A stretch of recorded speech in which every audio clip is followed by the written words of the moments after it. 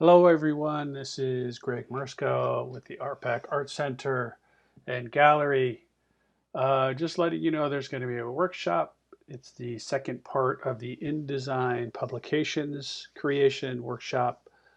But what you will learn in the publications, the second half of the InDesign Publications workshop is the fun part, I think. The first part was really templating and setting up style sheets and all sorts of stuff that may seem kind of boring. And well, it is, but it's going to help you in the long run, especially if you have a publication you're working on that's either monthly, bi-monthly, quarterly, twice a year. It'll help keep all that formatting. So all you really have to do is concentrate on the design itself.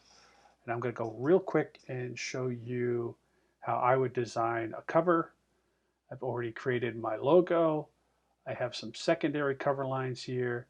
I have the major cover line right over here in my paste up area. Again, this paste up area is just the junk area. If you want to delete something, just delete it. This stuff does not print. So what I want to do now is, now that I'm in design mode, I want to go find an image that's going to attract somebody to look at the magazine. Obviously, this magazine is about Salvador Dali. So I would prefer, I could put a piece of his incredible surrealistic artwork on there, but I'm not going to do that. I'm going to go and create, or actually get a picture of Salvador Dali himself. So I'm just putting a big giant text or a rectangle toolbox, rectangle frame tool. Thank you. I call it the picture box, but you could call it whatever you want as long as you get a picture from it. So you can go to Command D, and it's Control D on a PC.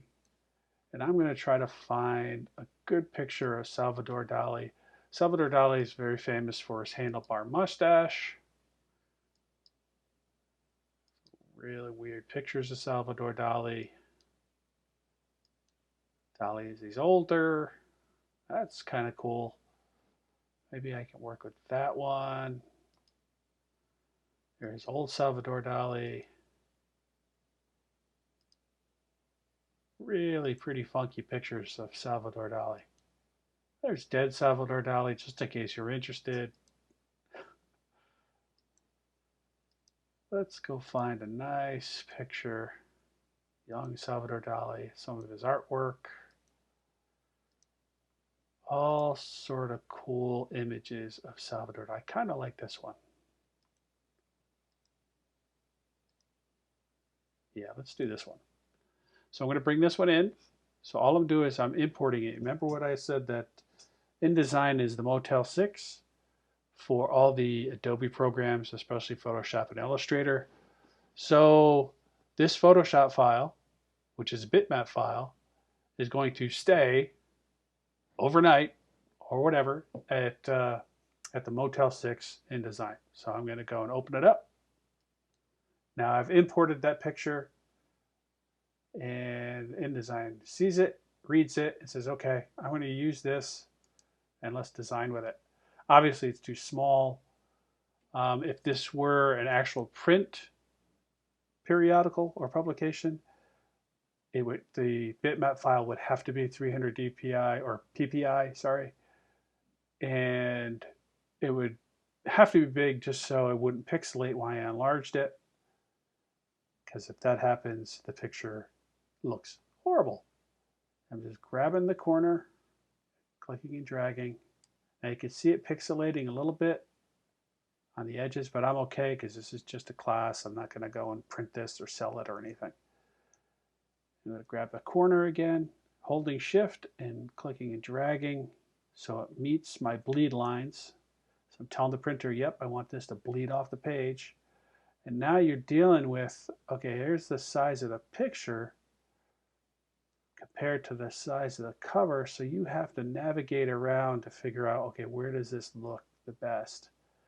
And you are stuck in the constraints of that 8.5 by 11 cover.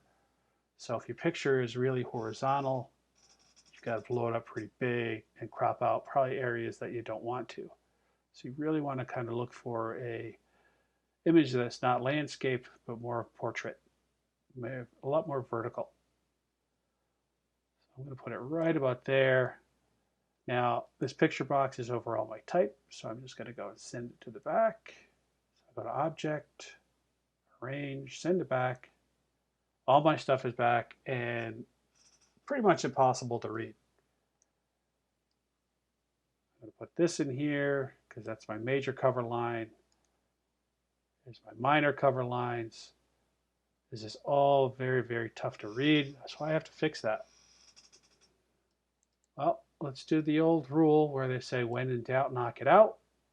What that means is you knock out any type through any image. If you can't read it in black, you knock it out to white. In this case, paper. Trust me, it's white.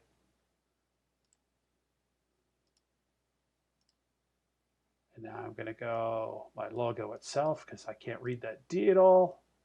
I'm going to highlight it all. So I can drag the highlight. Click on paper. Click off to see what it looks like.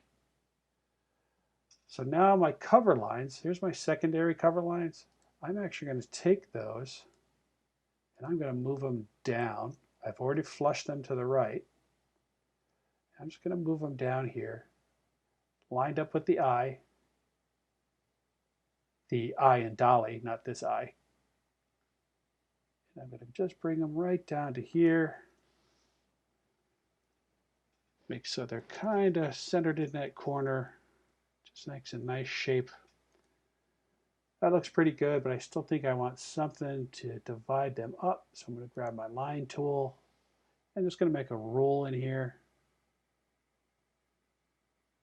I can make it the size of this text. I have a line. I want to make it 2 points, and I want to make it blue.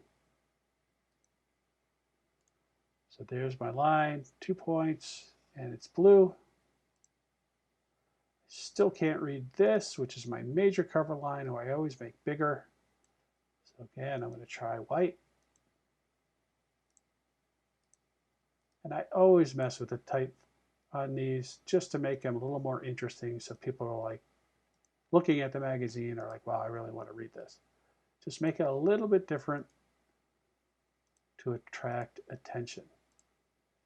Now, you're not going to have people loving everything you do. I always said when I design magazine covers, I'm happy if I can make 80% of the people happy. I'm good with that. So just think of it that way. You're not going to make everybody happy with the design you create, but try to make the mass of people happy. But most importantly, make yourself happy. Kind of center that in here. Now, if you notice that ever is on the shirt, it kind of loses it a little. I don't mind that. But I didn't want to go over the mustache, which again is a trademark of Salvador Dali. So now I think what I want to do is I want to make this stand out a little bit more. Let me take a look at it first. Screen, preview. Okay, that's not bad. I still think this is way too overbearing. And what I'm going to do, go back to my normal mode. I'm going to go, let's see what this looks like in a color. Let's try that blue. Go back to preview. Still too much. Let's see if we reduce the opacity by clicking on it. Go up to the menu. This little menu here is your opacity menu. Just bring the slider down. Still not working for me. I may just go right back to white. Paper. That to me looks better. Brighten it up just a little bit.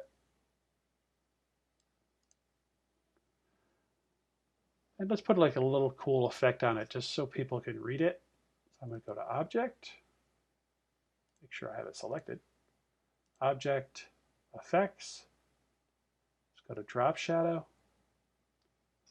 That's a pretty good drop shadow. And don't forget, you are reducing the opacity up here. You could do it here too.